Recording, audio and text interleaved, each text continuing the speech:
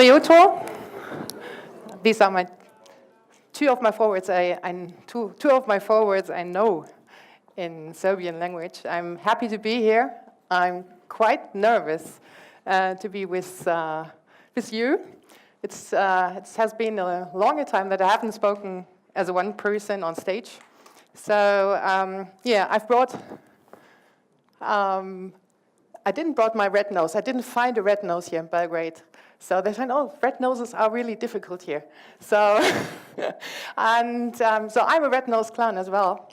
And this is part of my side, which is my creative side, my innovation side. And yeah, and let's find out what the connection is between red noses and innovative conversations.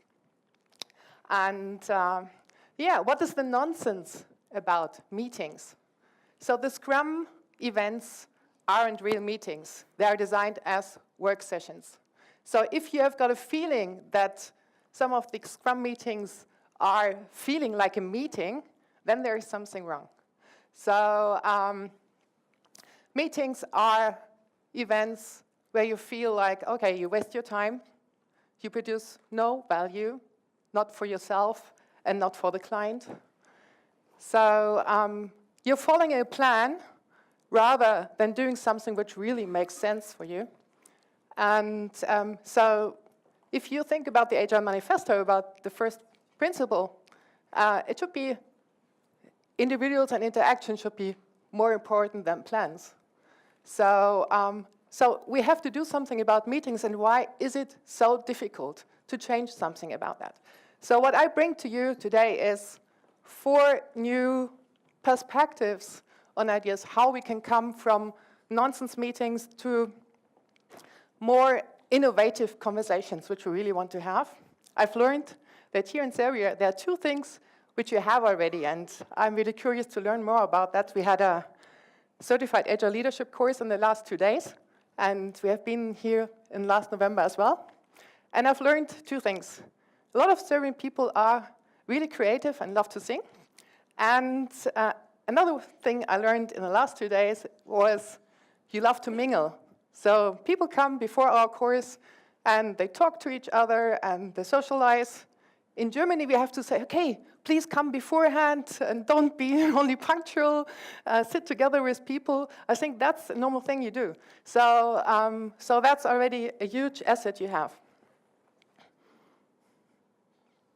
So be prepared that you might need to stand up at some point and need to move. I think that's quite a challenge here then. Yeah, let's see what we do here. So I invite you to do something what you normally want that teams do. In a team retrospective, you want that the team reflects. So let's see how that is. If you reflect for a moment, why are you here? What is your intention in attending this session? And is there anything more important for you than attending this session now, at this moment? And then be courageous to do that and just leave the room and do what is more important. So let's go for that minute.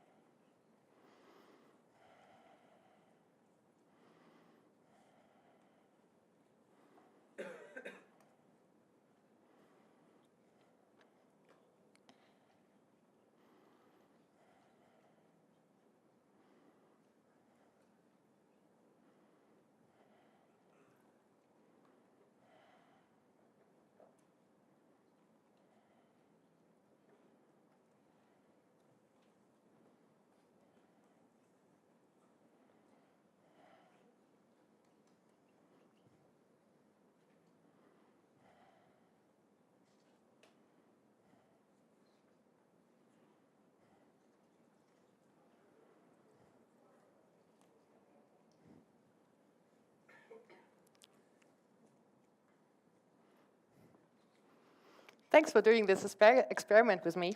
And maybe it felt strange, but this is what we want that teams do. Why don't we do it ourselves? Yeah, and that was only 1 minute. And so yeah, let's see how we can include reflections more into everything what we are doing.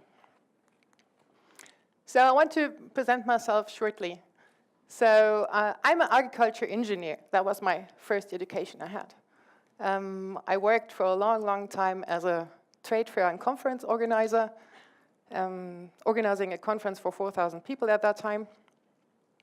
And then my husband said in 2006, you should go to that XP in Oulu. You will find some people who are speaking about leadership and they have new perspectives on things. And I said, I don't want to go there. Why should I go there? And he really had to convince me.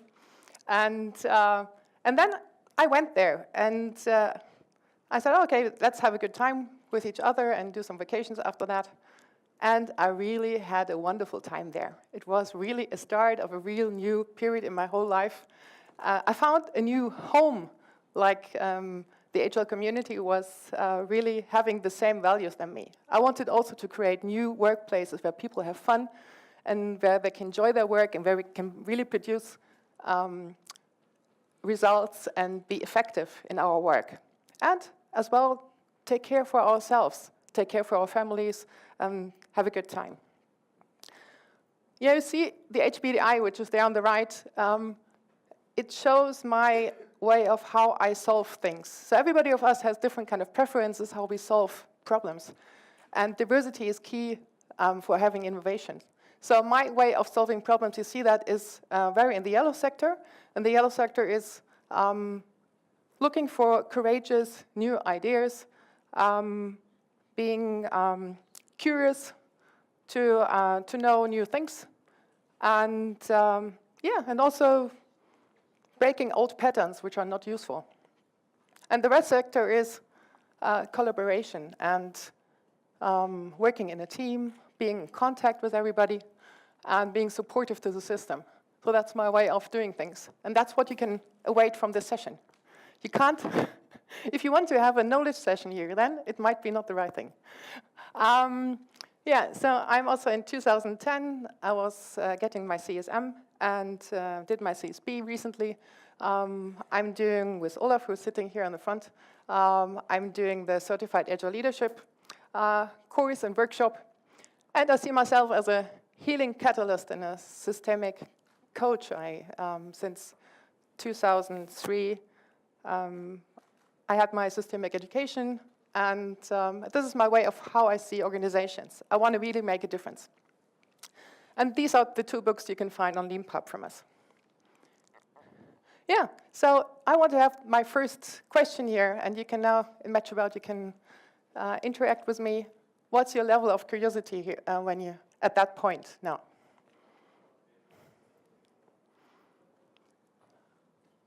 Yeah, do you want to confirm what you already know? Are you open for a couple of new insights? Are you seeking for new information? Are you somebody who really wants new knowledge? I met somebody yesterday who said, I have done this education, the other one education, and now I'm doing this education. So yeah. Or are you enjoying really uncertainty? Is that really something that thrills you? Yeah, so let's see if we can get some results here.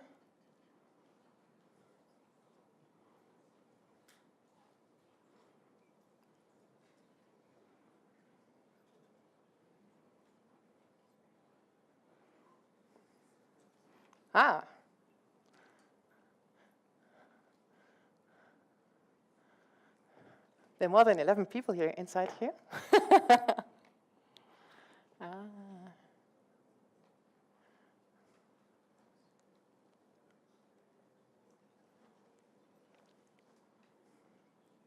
Okay, nobody only wants to confirm what he knows. That's good. But that's also okay. It's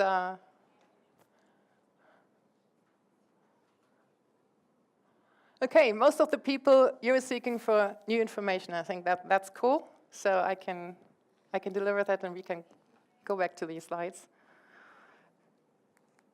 Yeah, so 3 rules. The rule of the 2 wings, that's something new. So normally it was called the rule of 2 feet. And since I saw people in wheelchairs, I thought, okay, we need to transform the rule so that they can also participate. And so the rule of 2 wings was that what I was presenting at the beginning. So if If this is not the right place where you think you can get the value you want, then just leave it and do what is good for you. And I want to work with you interactively during this session. And I'm doing now a clap rhythm. And please copy that clap rhythm. So I'm doing.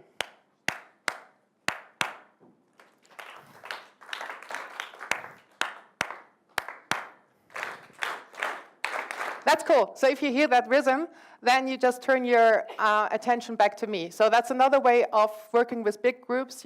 Maybe you know that hand sign thing. And that's another way of working. I learned that from Laura Powers in the US. I found that quite nice because I'm a very rhythmical and music person. So, and if we are speaking with each other, I don't know, we're at the discussion stage, but I designed my session in a way that we interact in another way, but then speak briefly and so that others can participate as well. Okay, so that's the third interactive thing what we're doing. I want to introduce you the one thing, if somebody would ask me what is the one thing you would really propose to make things better, to come to more innovative conversations, that's the check-in. So please select 3 people you don't know, maybe in the front row and in the back row, go together and prepare a time box of 1 minute for each person. And just, you reflected yourself already, so this needs to be now easy. Just say your name and maybe your organization or job, and just say what is present to you at the moment. What kind of thinkings, what feelings. So what would you like to have happen in this session? What fits in this 1 minute? Okay, go for it. Search 3 people, and then we start.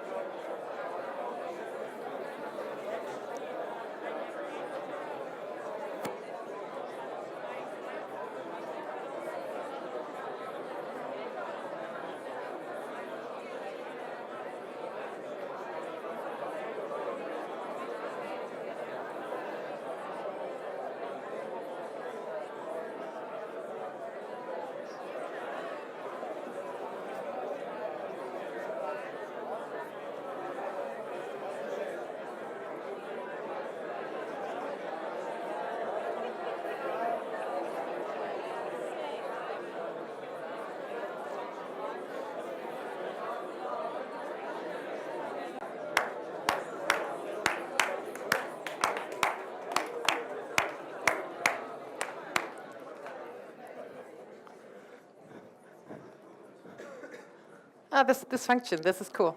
So, yeah, the clapping interrupts a bit the conversations, but that's a way of how we can really stay in our timing. So what is the effect of a check-in?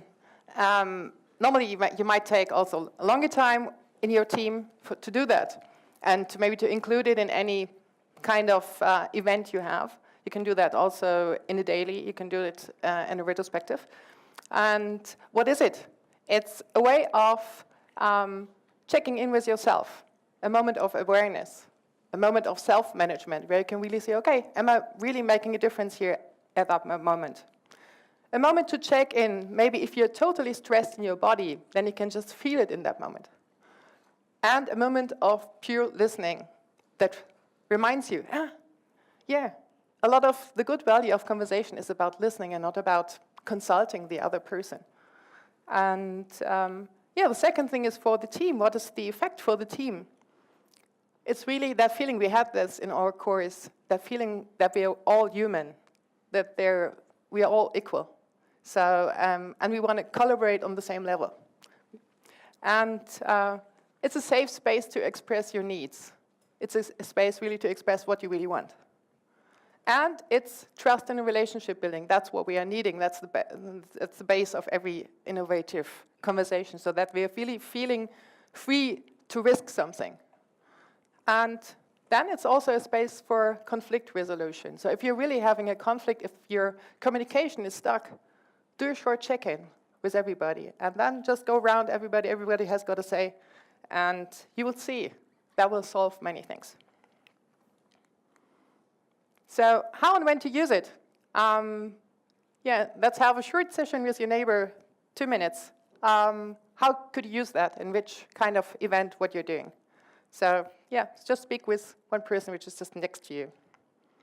Okay, go. How to use the check-in, yeah. Sorry.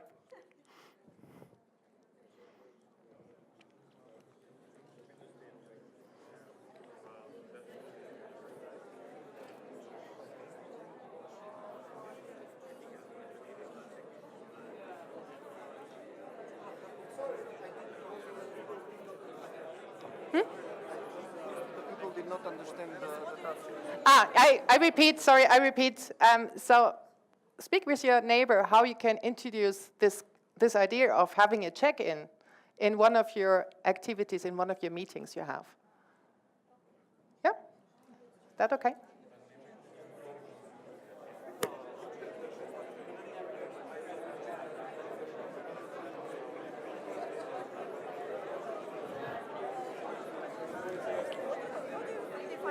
Yeah. We didn't understand the point. This conversation we had, like, or the self-reflection, or what? Yeah, it's that everybody has the circle we did before. So that I was sitting there. So you didn't do it, maybe. So, okay. Yeah.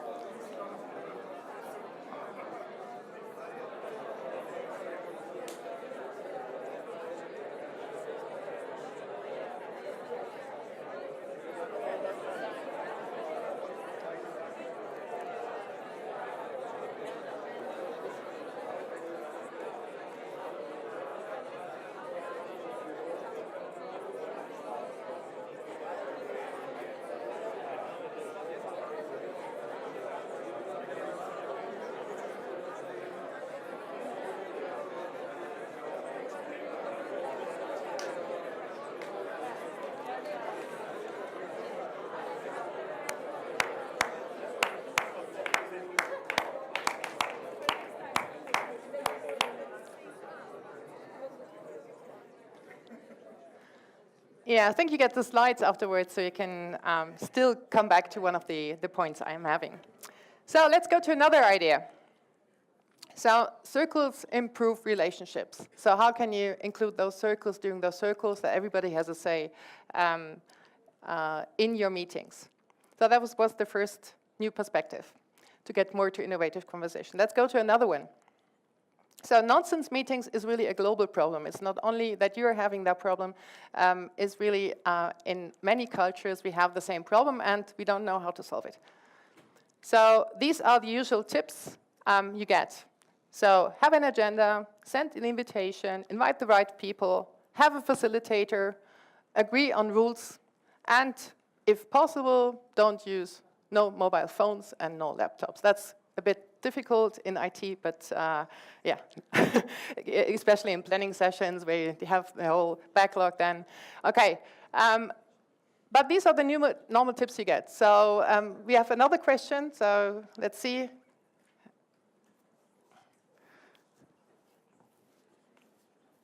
So who uses these tips already, and do they improve your meetings? The tips are on your phone.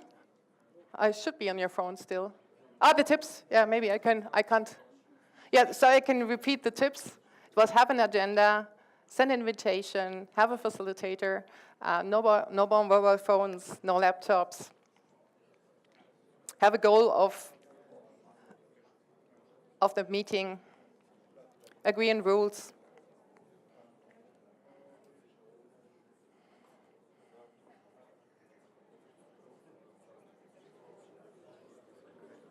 Yeah, most of you have heard some of them. So one of the biggest thing is have a good facilitator. That's really the most powerful one, or have rules in the meeting which you agreed on. So these are already helpful, and most of you know already some of them. That's good. We can go back to the presentation. And here, maybe most of you know the iceberg model. That's a model of communication, which is really known. So I hear that a lot in meetings, that, we have only factual conversations. We only speak about facts. And yeah, it's not the truth. If you think you speak about facts, you speak all the 80% which are below in the iceberg are hidden. So everything which is about your values, your attitude, the others can't really see your values, your attitude, or how you're here. Your stress level can't be seen.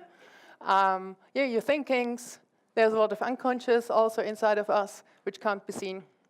Your intention, how you're being there. If you don't make it transparent, the others can't see it. And so the usual tips are on that organizational level, and they're already helping a lot. So they integrate rules and agreements and targets and goals to the meetings, and so the meetings get better. And but it doesn't solve the whole problem. So if we really want to be good, we need the relationship level to attack the relationship level, and so the check-in was one of those ways to do that. So I've got another question. Who of you knows open space and has already been at an open space? Yeah, already a lot. So that's cool. So I don't have to explain the whole thing.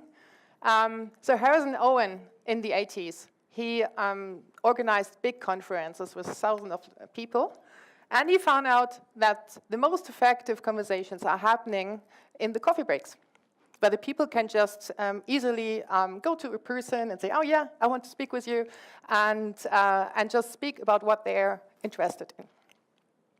And he came up with this really loose frame of 4 principles and 1 law. You can read it here. Whatever happens is the only thing that can happen. Whoever comes are the right people. Whenever it starts, it's the right time. And when it's over, it's over. And the law, you know it already, the law of the 2 wings and 2 feet. And and I've been at open space conferences since 2010, at the Agile Code Camp, at the Play for Agile, and a lot of other conferences. And it's really the most effective method I know to interact and to learn together and to get really, really quick results. So open space is used all over the world up to now to solve really complex issues. For example, if you can't deliver something and the whole organization doesn't know we need to deliver that in a short period of time, some of the organizations do an open space, and they solve the thing in, let's say, a day or 2 days, and then they really get the result together, because it's really complex. And this can be only done with very effective conversations. And this can happen in open space. And why can't we do that more often in our meetings? So can't we introduce those principles also in our meetings? And there are some things which block us. So the things which are blocking us is that we think, okay, we lose control over the thing. or for example, the Scrum Master has the same problem than the middle managers as in introducing Agile. Say, okay, why am I here? I've organized all those meetings, and now it's also all self-organized. Yeah, I don't have any work anymore. Yeah, this might be problems you have. So, but you can start with one of the principles. For example, that every meeting is voluntary, or Uncle Bob this morning said that, yeah, there was this company he introduced, that every meeting was recorded. And so everybody get a very transparency what happens in every meeting. So that's already a good start. So the open space is something Harrison Owen is convinced that is a general thing. We can have open space every minute. So that's already open space, what's happening here. And it's a lot of companies, they do open space, for example, for, you've got a question, yeah, I see that, for half a day in 1 week, or every 2 weeks, or once a month. And they reduce the meeting time really very effectively. So sometimes they don't have a lot of meetings anymore, because in this open space, everything gets organized, gets spoken with, you can align with the people you're interested in, you can speak about the topic you want. So that's the freedom we want normally, and not this feeling of, I need to sit in this meeting and it doesn't give me any purpose and any sense. And what is your question? I wonder, when you speak about open space, are you speaking about general working environment, or are you just speaking about meetings in an open space? I'm speaking about reducing meeting time. So time when you need to collaborate with others, and the time when you need to agree on something. So you want to meet somebody, and you need to come up with a new result. So. Did I understand correctly that you say that open space working environment helps these things? It's not what you call this open office thing. So don't confuse the open office with open space. So open space is something different. It's a framework where people come up with the agenda by themselves. So they can propose the topics, and you do a time and an agenda, and everybody just decides where to go. And then the meetings are happening or not happening. So that's open space. So it's not about the open office. Okay, thanks for clarifying that. Yeah. So yeah, hack the system and use more open space. Yeah.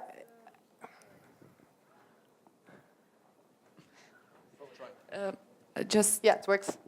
How do you basically facilitate open space, because it takes some a little push for the people to actually go for it, I think. Yeah, that's true, and yeah. Thanks for asking, and let's do that after the talk here, because I won't have time then to go through the other ideas. But thanks for asking. I don't have it anymore.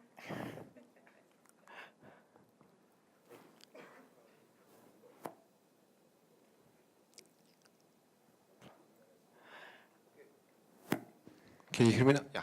Okay, question. You said people decide if they will have a meeting or not. What happens if they didn't understand the topic in advance, so they are deciding like, oh, we are not interested in this, or we don't see this as a problem, but furthermore it comes out as a big problem. What happens then? Mm-hmm. Because it is open space, yeah. So we are discussing, so we should have a meeting about something, and the group doesn't understand all the details about the problem, and so they're deciding we don't need to have a meeting about this one, or we don't need to discuss at all about. Yeah. So and then comes a big problem. Yeah. So open space is also about learning. So how to do an open space? You won't do the open space maybe for the most serious problems. But when you never had an open space, it looks like, okay, for newbies who had never been at an open space, yeah, you need to get to know how open space works, and you need to think about how you do that. Yeah, there's a journey. And you want to start when you never have been in an open space. So go to an open space first, have the experience, and then think about how you could introduce that. And maybe get an education for open space. You can also get an education how to facilitate open space. Okay, let's go to the next idea. Meetings reflect culture. So how our meetings are the reflection of our culture. So if the meetings are ineffective, our culture is ineffective. So, and why is that? And one big thing is we have experienced a long tradition in hierarchical systems. We learned that we need to sit still, that we shouldn't copy from our neighbor, that there's only one solution, and that's what the teacher thinks, and that the teacher at the end is the one who decides, hop or chop. I don't know if it's the same here, but that's how I experienced school. There are some new ideas already on the market. There are already some kids happily learning in new systems, but most of them are still in that system. And then we think, okay, now we want innovative conversations. Yeah, we never learned that. We learned to answer. We learned to be passive, sitting in our chairs and not working interactively. So that's what's still influencing in our meetings. And that's why sometimes if you take a pen here and go to the flip chart, who doesn't think of a teacher here? In one of my last meetings, that was really very clear. It clicked in the brain of the people, and as soon as I was presenting something here, they were like, oh yeah, there's somebody doing it, and I don't know, I don't need to do anything anymore. So that's something what's still in our brains and what needs to be hacked somehow. Yeah, and in the design of our meeting rooms, yeah, it's that hierarchy which is still there. You can't move. There are a lot of cables. When I want to work interactively with people, then I need to detangle all these cables. I need to carry the tables out, and sometimes it's really hard to start working interactively and to have a good, innovative meeting. So, what can we do? So one of the problems, which is really a health problem, a lot of diseases are caused because we are sitting too much. And yeah, as developers, we sit most of the time. And yeah, in these meetings, this is a chance of getting, if you want out-of-the-box thinking, you need to get out of the box. So you need to do something different. And out-of-the-box thinking would be possible if you walk, for example, if you go out in the nature. I've done a lot of meetings out of the nature in walking together with somebody and walking with a team. You can also do small groups going outside there. So maybe you don't do that for the whole time because you think, okay, I need to also to look at the backlog and so things.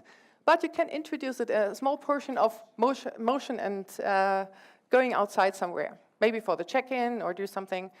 And it's easier to concentrate on yourself. And it's outside, if you walk with somebody, then it's much easier to accept that the other has got another opinion. You can hold this ambiguity of things and that there might be not a real solution in this moment. You can hold that better if you're in an open environment. And that's really what we need to solve complex problems. We don't need to come too quick to something. We need to hold that tension. And that's easier if you're outside. And we produce much more sustainable ideas if we're connected to our natural environment. So there's a TED Talk, which you could also listen to. I've been a movement coach for a long time, working as doing one-on-ones. And that's really, especially for conflict resolution, go out, move. So yeah, let's do that for a moment. Let's do 1 minute of movement and then see how that changes your thinking. And yeah, let's do that for, stand up if you want and do some movements. Let's see how the Serbians do that.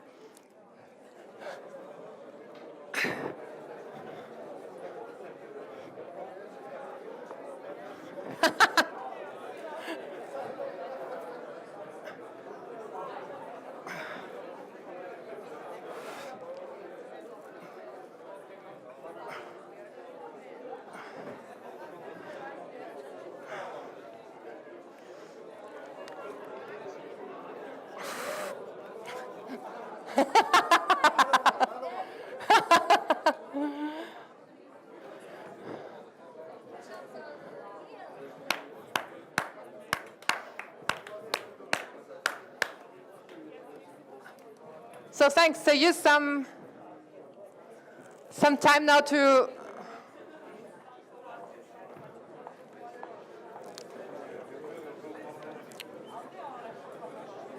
take a moment to reflect what's happening in your body and in your brain.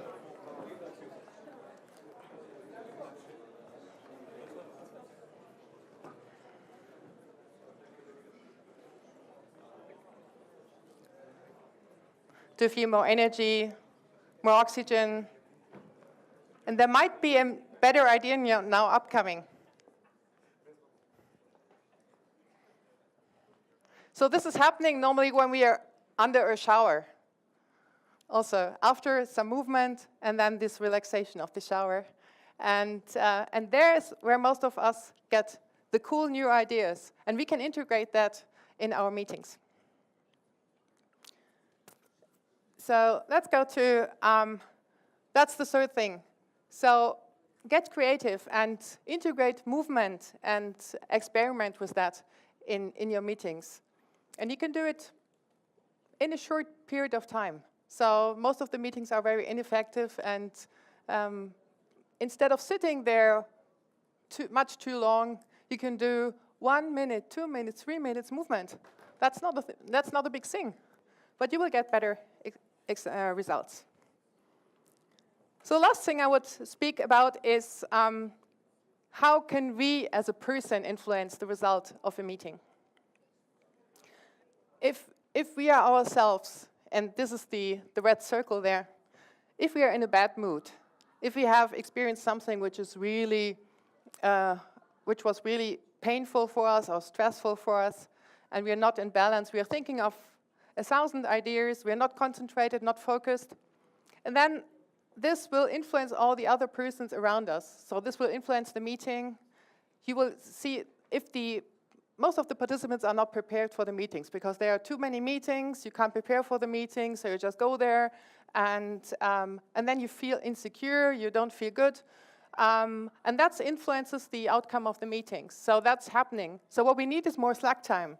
We need slack time, we need less work that we can really relax in between and come up with new ideas. So that's a huge thing. We are all, most of us are hurt. For you, it's normal to work 13 to 15 hours. That's much too much, yeah, to come up with innovative ideas in between. So you really need to have slack time to come down and to get to a new innovative idea, especially for those who are leading the teams. Organize yourself that you don't overburden yourself, because you are creating the environments for others, as a Scrum Master, for example, as a team lead. Yeah. Take the time. So if you yourself in that green circle, that you took time for yourself, for your needs, did you really know what is necessary in that moment? Then you have much more attention, much more time to think about what do the other need, and maybe react in a conflict completely different. And so the conversations get much more effective. Maybe you just say, okay, just stop this meeting. It's not effective, it's not what we want, just stop it, and maybe we do it tomorrow again, or we continue tomorrow. So that's something that might happen inside of you. So the magic happens where you are very clear what you want and what is happening. And where you really know, okay, that's not what I wanted, that's not what I intended in this meeting. And then you just say stop, and then you can speak over the meeting and can say, okay, am I the only person which is thinking here at the moment that this is not the thing what we wanted, what is now going on, even if you don't have a solution, but you can just speak over it in a meta level. So what are things you could do? There are some companies which do have symbols, for example, lying in the middle of the table. And if they think the conversation is going in a way that people are too much judged, for example, that somebody is speaking too much, that the ego of one person is going too big, that the conversation is not really in the way that you think it's valuable for you, Then somebody takes just the symbols, clicks them, and there's a sound. Then during that sound, nobody is allowed to talk. And you just have that reflection time for yourself in that moment. And then you really can think, okay, what is happening here? And then you can think, okay, what is my part? What is my share of that? What is happening? And I can redecide. And I can say, okay, now I know what we wanted. And for example, in Heiligenfeld, which is it's a clinic where they use this, they don't need it anymore. So they became so aware of when the conversation is going in the wrong direction that they can reorganize themselves and can redecide. So this is really making us more and more aware of what we want and then really react differently. Another version is you might maybe like the fluffy toys more. There are some organizations which use fluffy toys. They just have it in the middle of their meeting table, and then you just throw them to a person. It's funny. You just throw them if the person is not acting in a way that is really useful for the meeting. And this is also, that produces a lot of laughs, and you can select the toy you'd like. And yeah, and then this also helps to get more and more aware of the conversation. So my fourth point is increase your awareness and your intention. And that really makes a real difference, especially if you're the one who is maybe responsible or who can create the environments for others. But every person can do this. So it's not about that only teachers, leaders, Scrum Masters, product owners can do it. Everybody can do it. So these are my 4 takeaways for this session. What you could try out to get to more innovative conversations. Try out circles to improve relationships. Hack the system and get some experience in open space and see how that could maybe help you. And dive into that idea. So all those ideas are, it's needed that you get more experience in that. And but it's a good idea. Get creative. Think about how you could integrate movement and experiment with that. And the 4th thing is, how can you increase awareness in the whole team together if you're working together? And use something like the symbols or like the toys, or come up with something other which helps you to be more intentional. Yeah, so let's see if my last question is the same as at the beginning. So I would like to know if the curiosity level has now changed or if it's the same like in the beginning. Let's see.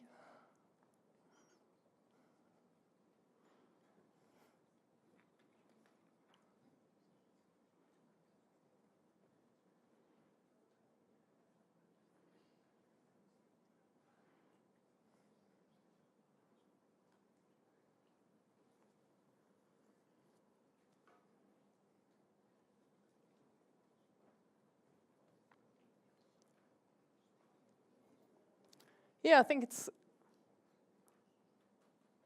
almost the same range like we had before. Seeking for new information is the first, open to some, and some are also open to uncertainty.